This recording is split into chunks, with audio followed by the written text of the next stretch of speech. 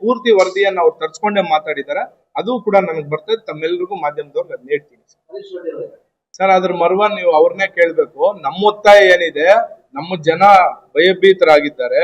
ಈಗ ತಾವೆಲ್ಲರೂ ಕಂದ್ವಾರ ಕೆರೆ ಆಗಿರ್ಬೋದು, ಅಮ್ಮಾಲಿ ಗೋಪಾಲಕೃಷ್ಣ ಕೆರೆ ಆಗಿರ್ಬೋದು, ಸಂಜೆ 6 ಗಂಟೆ ಮೇಲೆ ನೀವೇನಾದ್ರೂ ಹೋದ್ರೆ ಬಣ್ಣ ಬಣ್ಣದ ಸೊಳ್ಳೆಗಳನ್ನ ನೀವ್ ಯಾರು ಇವಾಗ ನೋಡಿರಲ್ಲ ಅಂತ ಚಿತ್ರ ಬಣ್ಣಗಳ ಸೊಳ್ಳೆಗಳು ಕಾಣಿಸ್ತದೆ. ಇದನ್ನೆಲ್ಲಾ ನಾವು ಕಣ್ಣಲ್ಲಿ ಕಂಡು ನಮ್ಮ ಒತ್ತಾಯ, ನಮ್ಮ ಏನು ಗಡಿ ಜಿಲ್ಲೆ ಆಂಧ್ರದ ಲೇಪಾಕ್ಷಿವರೆಗೂ ನಮ್ಮ ಕೃಷ್ಣಾ ನದಿ ನೀರು ಬಂದಿದೆ, ನೀರ್ ಬಂದಿದೆ, ಆ ನೀರನ್ನ ನಮ್ಮ ಮೊದಲನೇ ಹಂತವಾಗಿ ಕೊಡಿ. ಎರಡನೇ ಉದ್ದೇಶ ನಮ್ಗೆ ಎತ್ತಿನಹೊಳೆ ಯೋಜನೆ ನೀರು ಏನಿದೆ ಅದು ಕೊಡಿ. ಮೂರನೇ ಉದ್ದೇಶ ಇದನ್ನ ಮೂರನೇ ಹಂತದ ಶುದ್ಧೀಕರಣ ಮಾಡಿ. ಇವ್ಯಾವು ನೀವು ಆದಷ್ಟು ಬೇಗ ಮಾಡಕ್ಕಾಗ್ಲಿಲ್ಲ ಅಂದ್ರೆ ನಮ್ಮ ಪಕ್ಕದ ಹಳ್ಳಿ, ನಮ್ಮೂರ ಕೇತನಹಳ್ಳಿ ಫಾಲ್ಸ್ ಅಂತಾನೆ ಫೇಮಸ್ ಆಗಿರುವಂತ ಒಂದು ಫಾಲ್ಸ್ ನೀರು ಅದು ಯಥೇಚ್ಛವಾಗಿ ಮಳೆಗಾಲದಲ್ಲಿ ಮಳೆಯಿಂದ ಹರಿದು ಪಕ್ಕದ ರಾಷ್ಟ್ರಕ್ಕೆ ಹೋಗ್ತಾ ಇದೆ. ಅದೊಂದು ಮೇಲ್ದಂಡೆ ನಿರ್ಮಾಣ ಮಾಡಿ ಇಡೀ ನಮ್ಮ 2-3 ಜಿಲ್ಲೆಗೆ ನೀರಾಗ್ತದೆ ಅಂತ ನಾವು ಮನವಿ ಮಾಡ್ತಾ ಇದ್ವಿ ಎಲ್ಲರೂ.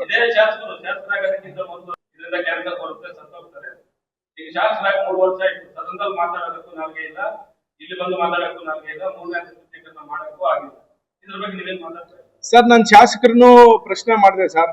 ನಾವ್ ಈ ರೀತಿ ಒಂದು ಹೋರಾಟ ಇಟ್ಕೊಂಡಿದೀವಿ, ತಮ್ಮ ಸಹಕಾರ ಕೊಡ್ಬೇಕಂತ ಪ್ರಶ್ನೆ ಮಾಡಿದಾಗ ಅವ್ರು ಸ್ವತಃ ನನಗೆ ಹೇಳಿದ್ರು, ಇಲ್ಲಣ್ಣ ನಾನು ಇದ್ರ ಪರನೇ ಇದ್ದೀನಿ, ನಾನು ಇದ್ರ ಪರ ಇದ್ದೀನಿ ಅಂತ. ಬಟ್ ಅವರು ಪ್ರಬುದ್ಧರಾಗಿದ್ರೆ ವಿಧಾನಸೌಧದಲ್ಲಿ ಸೆಷನ್ ನಲ್ಲಿ ಮಾತಾಡ್ಬೇಕಾಗಿತ್ತು, ಮಾತಾಡ್ಲಿಲ್ಲ ಅನ್ನೋದು ಬೇಸರ ನಮಗೂ ಇದೆ. ಅದನ್ನ ಈ ಜನ ಏನ್ ತೀರ್ಮಾನ ಮಾಡ್ಬೇಕು ಮುಂದಿನ ದಿನಗಳಲ್ಲಿ ಮಾಡ್ತಾರೆ.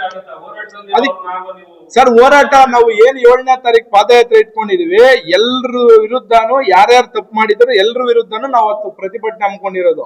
ಒಬ್ಬರ ವಿರುದ್ಧ ಒಬ್ಬರ ಪರ ಏನಿಲ್ಲ, ಎಲ್ರ ವಿರುದ್ಧನೂ ಅವತ್ತು ಪ್ರತಿಭಟನೆ ಹಮ್ಮಿಕೊಂಡಿದ್ದೀವಿ. 2-3 ತಿಂಗಳಿಂದ ಚಿಕ್ಕಬಳ್ಳಾಪುರ ಜಿಲ್ಲೆ, ಕೋಲಾರ ಜಿಲ್ಲೆ ಹಾಗೂ ಬೆಂಗಳೂರು ಗ್ರಾಮಾಂತರ ಜಿಲ್ಲೆಯಲ್ಲಿ ನೀರಿನ ಮೇಲೆ ಒಂದು ದೊಡ್ಡ ಹೋರಾಟ ಕಾರ್ಯಕ್ರಮಗಳನ್ನ ಅನೇಕರು ನಮ್ಮ ಚಿಕ್ಕಬಳ್ಳಾಪುರ ಜಿಲ್ಲೆ ಆಗ್ಬೋದು, ಕೋಲಾರ ಜಿಲ್ಲೆ ಆಗ್ಬೋದು, ಇಡೀ ನಮ್ಮ 2-3 ಜಿಲ್ಲೆಯಲ್ಲಿ ಕಾರ್ಯಕ್ರಮವನ್ನು ಹಮ್ಮಿಕೊಂಡಿದ್ದಾರೆ. ಸರ್ಕಾರಕ್ಕೆ ವಿವಿಧ ರೀತಿಯ ಸರ್ಕಾರಕ್ಕೆ ಗಮನ ಕೂಡ ತಂದಿದ್ದಾರೆ.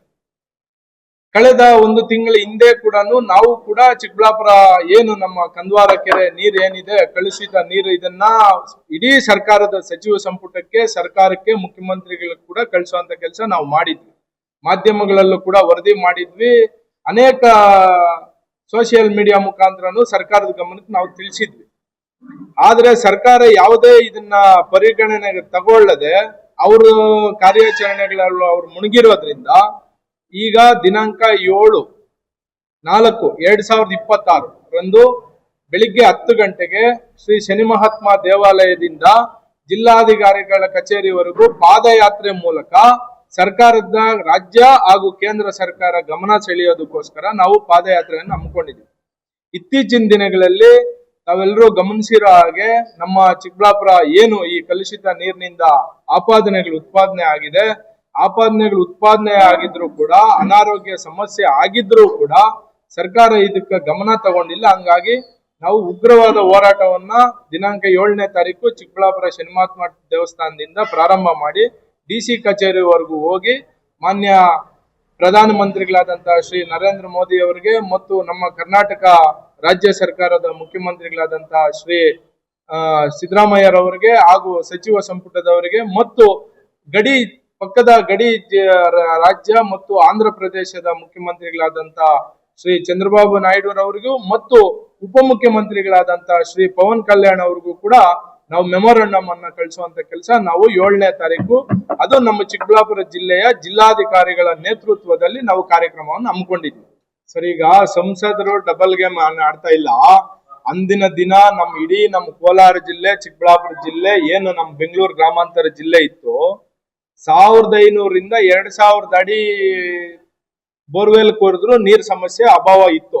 ಆವತ್ತಿನ ದಿನ ಇಡೀ ನಮ್ಮ 2-3 ಜಿಲ್ಲೆಯ ರೈತರು, ಅನೇಕ ಜನ ರೈತರು ಹೋಗಿ ಇಂದಿನ ಸಂಸದರು, ಅಂದಿನ ಸಚಿವರನ್ನು ಮನವಿ ಮಾಡಿದಾಗ ಇಂದಿನ ಕಾಂಗ್ರೆಸ್ ಸರ್ಕಾರ ಇದೊಂದು ಸಮಿತಿ ರಚನೆ ಮಾಡಿ ಇದು ಕೃಷ್ಣ ಬೈರೇಗೌಡರ ನೇತೃತ್ವದಲ್ಲಿ ಈ ಕಾರ್ಯಾಚರಣೆಯನ್ನು ಮಾಡಿ ಈ ಕೊಳಚೆ ನೀರನ್ನ ನಮ್ಮ ಚಿಕ್ಕಬಳ್ಳಾಪುರ ತರುವಂತ ಕೆಲಸ ಮಾಡಿದ್ರು.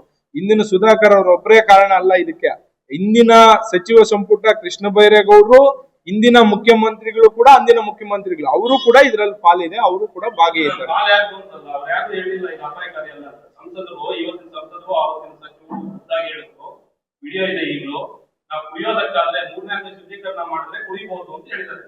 ಹೌದು ಸರ್, ತರ್ಸರಿ ಟ್ರೀಟ್ಮೆಂಟ್ ಮಾಡಿದ್ರೆ ನೀರು ಕುಡಿಬಹುದು.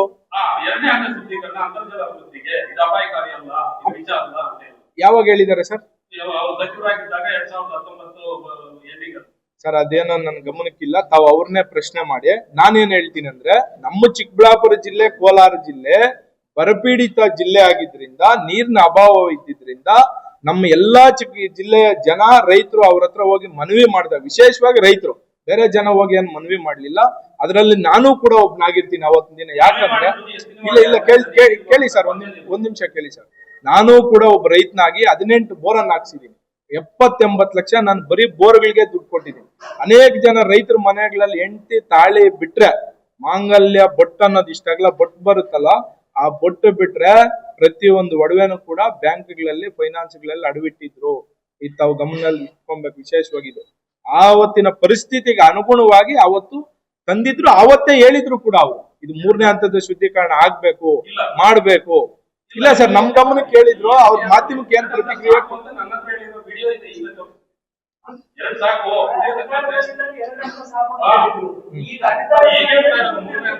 ಅಧಿಕಾರ ಇದೆಯಲ್ಲ ಸರ್, ಈಗ ಸಂಸದರಿದ್ದಾರೆ, ಅವರು ಜನಪ್ರತಿನಿಧಿದ್ದಾರೆ, ಅವ್ರಿಗೂ ಇದರ ಜವಾಬ್ದಾರಿ ಇದೆಯಲ್ವಾ?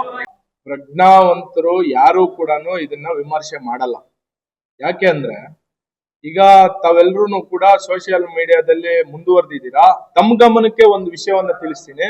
ಈಗ ತಾವೆಲ್ಲರೂ ಕೂಡ ಗೂಗಲ್ ಮಾಡ್ಬೋದು, ಫೇಸ್ಬುಕ್ ಅಲ್ಲಿ ನೋಡ್ಬೋದು, ಯೂಟ್ಯೂಬ್ ಅಲ್ಲೂ ಕೂಡ ನೋಡ್ಬೋದು. ಇದೇ ನಮ್ಮ ಪಕ್ಕದ ಗಡಿ ಜಿಲ್ಲೆ ಗುಂಟೂರು ಡಿಸ್ಟಿಕ್ ಅಲ್ಲಿ ಉದ್ದಾನಂ ಅಂತ ಒಂದು ಹಳ್ಳಿ ಇದೆ.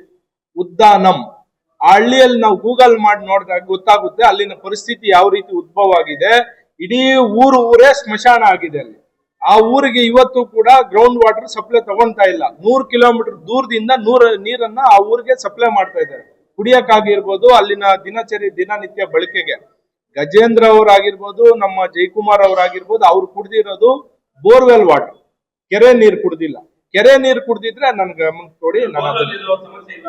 ಸರ್, ಬೋರ್ವೆಲ್ ನೀರ್ ಸಮಸ್ಯೆ ಇದೆ. ಈಗ ನಮ್ಮ ರೈತರೆಲ್ಲರೂ ಬಹಳ ಗಂಭೀರವಾಗಿ ಇದನ್ನ ತಗೊಂತಾ ಇದ್ದಾರೆ. ಬೋರ್ವೆಲ್ ಅಲ್ಲಿ ಈಗಾಗಲೇ ಪೈಪ್ಗಳೆಲ್ಲಾನು ಕೂಡ ತೂತುಗಳು ಬೀಳ್ತಾ ಇದೆ. ಏನ್ ಕಾರಣ? ಇಷ್ಟು ವರ್ಷಗಳಲ್ಲಿ ತೂತುಗಳು ಬೀಳ್ದೇ ಇರೋದು, ಕಳೆದ 3-4 ವರ್ಷದಿಂದ ಯಾಕೆ ಬೋರ್ವೆಲ್ಗಳೆಲ್ಲ ತೂತುಗಳು ಬೀಳ್ತಾ ಇದೆ? ತಾವು ಕೂಡ ಇದನ್ನ ಗಮನ ಇಟ್ಕೊಂಡು ರೈತರನ್ನು ಕೂಡ ಬೇಕಂದ್ರೆ ಇದ್ರ ಬಗ್ಗೆ ಪ್ರಶ್ನೆಗಳು ಕೇಳಿ. ಯಾಕೆ ನಿಮ್ ಬೋರ್ಗಳಲ್ಲಿ ತೂತುಗಳು ಬೀಳ್ತಾ ಇದೆ, ಎಷ್ಟು ವರ್ಷದಿಂದ ಆಗಿದೆ ಅಂತ. ಇದನ್ನೆಲ್ಲಾ ನಾವು ಪರಿಗಣನೆಗೆ ತಗೊಂಡು ಎಲ್ಲ ಸಮಾಜದಲ್ಲಿರುವಂತ ಎಲ್ಲರ ಒತ್ತಾಯದ ಮೇರೆಗೆ ನಾವು ಕೂಡ ಇದಕ್ಕೊಂದು ಅಂತ್ಯ ಕಾಡ್ಬೇಕಂತ ಇವತ್ತು ಇದನ್ನ ಪ್ರಾರಂಭ ಮಾಡಿದ್ವಿ. ಸರ್, ಅವರು ಕುಡ್ದಿರೋದು ಬೋರ್ವೆಲ್ ವಾಟರ್ ಆಗಿರೋದ್ರಿಂದ ಅವ್ರು ಪೂರ್ತಿ ಅವ್ರೇನೋ ವರದಿಗಳೆಲ್ಲ ಕೊಡ್ತೀವಿ ಅಂತ ಹೇಳಿದ್ದಾರೆ. ವರದಿ ಕೊಟ್ಮೇಲೆ ನಾನು ಇದಕ್ಕೆ ಪ್ರತಿಕ್ರಿಯೆ ಕೊಡ್ತೀನಿ.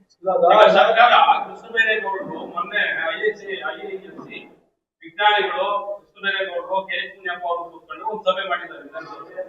ಅದ್ರಲ್ಲಿ ಸ್ಪಷ್ಟವಾಗಿ ಹೇಳಿದ್ದಾರೆ, ನಾವು ಪ್ರತಿ ಮನೆಗೆ ಹೋಗಿದ್ದೀವಿ, ರೈತರ ಮನೆಗೆ ಹೋಗಿದ್ದೀವಿ, ಆ ನೀರಿನಿಂದ ಯಾವುದೇ ಸಮಸ್ಯೆ ಇಲ್ಲ, ಅಂತರ್ಜಲ ಅಭಿವೃದ್ಧಿ ಆಗಿದೆ ಅಂತ ಸ್ವತಃ ಕೃಷ್ಣಬೈರೇಗೌಡರು ಕಂದಾಯ ಸಚಿವರು ಹೇಳಿದ್ದಾರೆ. ಈಗ ನೀವು ಅದು ನೀರು ಅಪಾಯಕಾರಿ ಅಂತ ಇದ್ದೀರಿ, ಹಾಗಾದ್ರೆ ಸಚಿವರು ಮಾತನಾಡ್ಬೇಕಾ ನಿಮ್ಮ ಮಾತು? ಸರ್, ಈಗ ಸರ್ಕಾರದಲ್ಲಿ ಸಚಿವರು ಯಾರು ಕೂಡ 1 ಎಕರೆ ನನಗೆ ಗೊತ್ತಿದ್ದಂಗೆ ಬೆಳಿಗ್ಗೆ ಎದ್ದು ಬೆಳೆ ಬೆಳೆಯಲ್ಲ. ಅವ್ರು ಯಾರು ವ್ಯವಸಾಯ ಮಾಡಲ್ಲ. ಅವ್ರು ನಮ್ಮನ್ನು ವ್ಯವಸಾಯ ಮಾಡ್ತಾ ಇದ್ದಾರೆ. ಸಾರ್ವಜನಿಕರನ್ನ, ನಮ್ಮ ರೈತರನ್ನ, ನಮ್ಮನ್ನು ವ್ಯವಸಾಯ ಮಾಡ್ತಾ ಇರೋದವರು. ಅವರೇ ರಚನೆ ಮಾಡಿರುವಂತ ಸಮಿತಿಯಲ್ಲಿ ಅವ್ರು ವರದಿ ಕೊಟ್ಟಿದ್ದಾರೆ. ಬಿಟ್ರೆ ಈ ಕೇಂದ್ರ ಸರ್ಕಾರದಲ್ಲಿ ಇದ್ರ ವಿರುದ್ಧ ವರದಿ ಆಗಿದೆ, ಇದಕ್ಕೊಂದು ಸಪರೇಟ್ ತಂಡನೇ ರಚನೆ ಆಗಿದೆ. ಅದಕ್ಕೆ ಯಾವ್ಯಾವ ರೀತಿ ಇದು ತಪ್ಪಾಗಿದೆ, ಯಾವ್ದಾವ್ದು ಇದ್ರಲ್ಲಿ ಸಮಸ್ಯೆಗಳಿದೆ ಅಂತ ಪೂರ್ತಿ ವರದಿ ನಿಮ್ಗೆ ಬೇಕಂದ್ರೆ ನಾನು ಕೊಡ್ತೀನಿ. ಸರ್, ಇದು ತಮ್ಮ ಗಮನಕ್ಕೆ ಬಂದಂಗೆ ಇದರ ಒಂದು ಮೊದಲನೇ ಅಂತ್ಯ ಕಳೆದ 2-3 ತಿಂಗಳ ಹಿಂದೆ ಒಬ್ಬ ಕಂದವಾರ ಗ್ರಾಮದ ಒಬ್ಬ ಪೇಷಂಟ್ ನಮ್ಮ ಅಂಗಡಿಗೆ ಬಂದಾಗ ತಮ್ಮ ಮಾಧ್ಯಮದವ್ರು ನನ್ನ ಪ್ರಶ್ನೆ ಮಾಡಿದಾಗ ಪ್ರಾರಂಭ ಮಾಡಿದ್ ನಾನೇ. ಇದನ್ನ ನಾನು ಎಲ್ರ ಗಮನಕ್ಕೂ ತಂದಿದ್ದೀನಿ, ಎಲ್ರನ್ನೂ ಕರೆಯುವಂತ ಕೆಲಸ ಮಾಡ್ತೀನಿ. ಯಾರ್ಯಾರು ಪ್ರಬುದ್ಧರಿದ್ದಾರೆ, ಯಾರ್ಯಾರು ಇದ್ರ ಪರ ನಿಂತ್ಕೊಳ್ಬೇಕಂತ ಮನಸ್ಸಿದೆ, ಅವ್ರು ನಮ್ ಜೊತೆ ಕೈ ಜೋಡಿಸ್ಬೋದು. ಕರಿತೀವಿ ಸರ್, ಎಲ್ಲಾರನ್ನೂ ಕರಿತೀವಿ. ಯಾರ್ಯಾರು ಪ್ರಬುದ್ಧರಿದ್ದಾರೆ ಅವರೆಲ್ಲ ನಮ್ ಜೊತೆ ಕೈ ಜೋಡಿಸ್ಬೋದು.